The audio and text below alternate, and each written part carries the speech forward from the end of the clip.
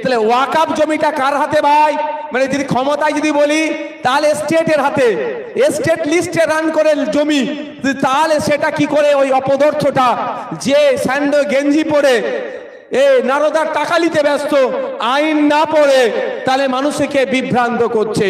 আর ওকে যারা প্রমোট করবে তাদের আগামী দিনে জবাব দেওয়া হবে। মাথায় থাকবে তো নাকি? তাহলে প্রমাণ করে দিলাম তো।